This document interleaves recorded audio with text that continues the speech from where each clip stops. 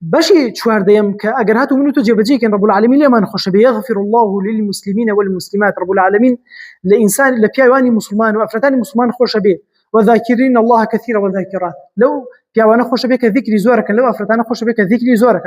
رب العالمين فرمي إن المسلمين والمسلمات والمؤمنين والمؤمنات والقانتين والقانتات والصادقين والصادقات والصابرين والصابرات والخاشعين والخاشعات والمتصدقين والمتصدقات حتى كتاياتك الذكي الوصفات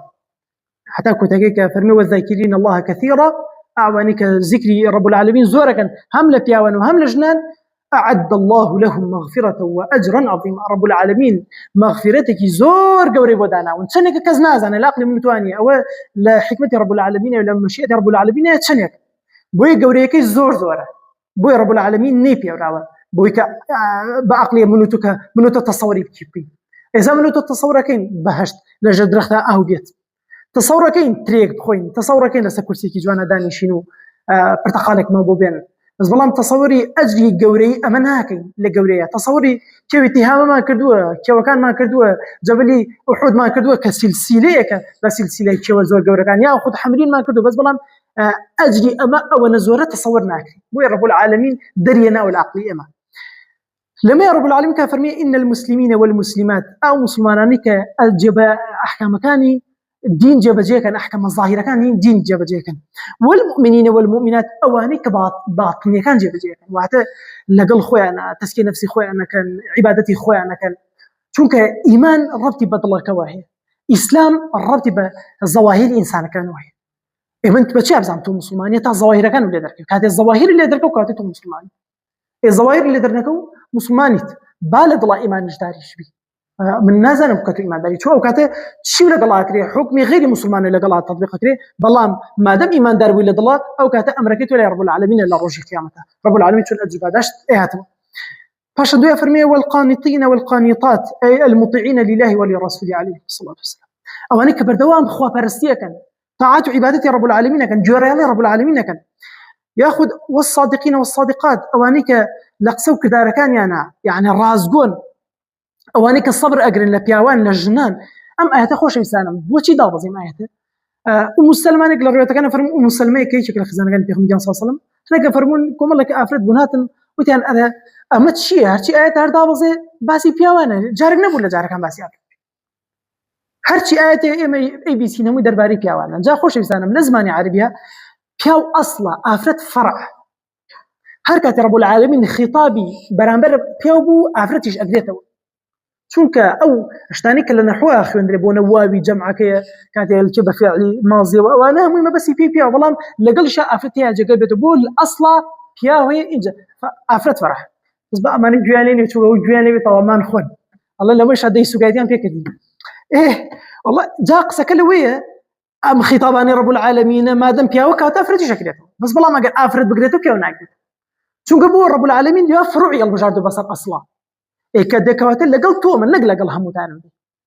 كفرمي يا أيها الناس أي خلشينا لأن خطابك رب العالمين الشمول يكبسر هم بني آدم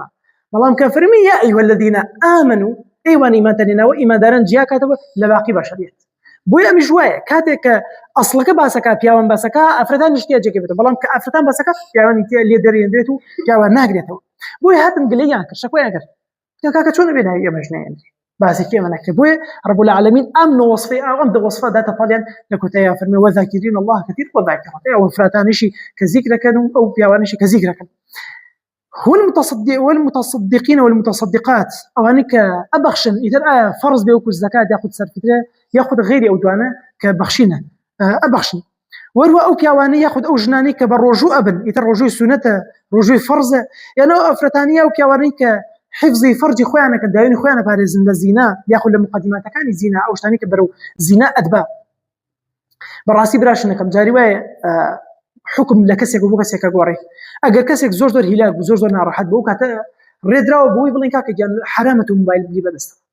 حرامه ولا خلوه عادي شون زور زار خلوه موبايل انسان برو مريبا انسان برو جناح تاوانا با لابد إنسان كري قيتك أجر توشي جناح به توشي خزلان به والله ما كريت له خلوتك تاتوش بك وتخللك يخللك شيء لواني موبايلك موبايلك لا بي مش لونه بدك وتقولين أو مديبوتو موبايل حرام بكاريمين یاخود فیسبوک ئەگە بزانین بەرەو حرامەتی ئەو با بەرەو ئەو بە چەند لەگەڵ ئافرەتانی ترا بکەی بە ناوی دیندار و بە ناوی کۆمەڵشتانێکی نیقاب سەر و سەر و قسەی هەڵە جوڵەت حاشا لە ڕووتان بە ناوی دین و کەچی سێرەکەی مەرامێکی زۆر زۆر گڵاو لە ژێریەتی لە ژێر قسەکانیەتی جەزاک الله خێرا و بارەک الله فیکم و کەچی سێرەکەی دوایە قوڕێکی زۆر خەسە گیرێتە بۆ کوڕداماوەکە کاکە پیا ساویلکەیە حاشا هەموو بیاوین بەڵام بەڕاستی لە ئینە کەیدەهن عەظیم کاکە فێڵیان زۆر زۆرە زۆر گەورەی فێڵەکانیان رب العالمین ئەو باسییانەکە وەسفێنەکە بۆ ئەوانە زۆریان فێڵباز ئینسانی شەبێ زۆر حەزەری خۆی بکات جا کە زانی ئەوەیە بەڕاستی بێ ئەو شتانە ئەو ئەسبابانی کەوای لێکن بەرەو تاوان بەرن بەرەو گوناهی بەرن بەرەو خراپەی گەورەتری بەرن حرامەڵی وازی لێبێن و ئەبێ وازی لێبێنی ترکیەکەی ئەگەرنە تۆ تووشی حرام بوویت وەروەها وەذاکرین الله کەثیرە وەذاکرات ئەو کەسانی کە زۆرێک لە کاتەکانیان لە خواپەرستیە بنە سەر ذیکری رب العالمین تیاکەن ئیتر ذیکری بەیانیان و ئێوەران و خەوتنانە ذیکرەکانی ترە ئەوە ڕزا و ڕەحمەتی پەروەردگار لێ بینی ابن عباس فەرمێ لێرە رب العالمین مەبەستی ئەو کەسانەیە کە بە پێوەن ذیکرەکەن دانیشتون ذیکرەکەن ڕاقشاون ذیکرەکەن لەگەڵ خەڵکان ذیکرەکەن کڕین فڕۆش نەکەن ذیکرەکەن زۆر قورسە ئینسان لە هەموو کاتێک رب العالمین بیر بێ بەخوا خۆشەویستانم ئەگەر ئەوە بوو موژدە لەو کەسە بێ شیرینی ئیمانی لەو دەقا چەشتووە خۆ ذیکرەکانیش ناکرێت و هەموو دەقێ گەورەترین جۆری ذیکر کە ئینسان وەکو بڵێ ئەجری لەسەر وەرگرێ ئەوەیە کە بەدەست خەریکە مێشکی لایەتی بەدەمیش ئێکا دڵ و نەفسی لەلایەتی کاڵێ ئەستەغفر الله سبحان الله الحمد لله لە دوێ مەرتەبەکەدا بۆزێ جاری وایە تۆ ذیکرەکەی ئاگاداری خۆنی هۆش و لانی بەس بەڵام هەر بەدەمە مەرتەبەی کۆتایی ئەوەیە کە ذیکرەکەی بەڵام دەمیش ناجۆڵێ ئەمە مەرتەبەکانی ذیکرە بۆی ئەکرێتەوە یەکێک لەمانە بەشدار بیتایە یان بۆ ناچیتە سوچێک لە سوچەکانی مزگەوتێکەوە با شوێن سوژدەی زیاوکەم یان بەڕێگەی کاڕی وەرە بە ذیکرێک لەم مەنتیقانە بڵاوکەمەوە ئەمانە گەورەی تۆ دەرخن ئەمانە ئەو ڕۆشنی ئەم دڵە دەرخن کە بەڕاستی لەگەڵ رب العالمین هەڕەفتێکی هەیە ئەبێم کەسە خۆشحاڵی بۆ خۆی هەڵبژێرەکە رب العالمین هێشتا بەسەری کردوتۆ بەخێر بۆی کە هێشتا ناوی یادی رب العالمین لەسەر زمانێتی أعد الله له رب العالمین بووی داناون ئەعمانە چی بۆ داناون له مغفرة لخوشبونێکی گەورە و یەجگاری بۆ داناون و ئەجرا عەظیمە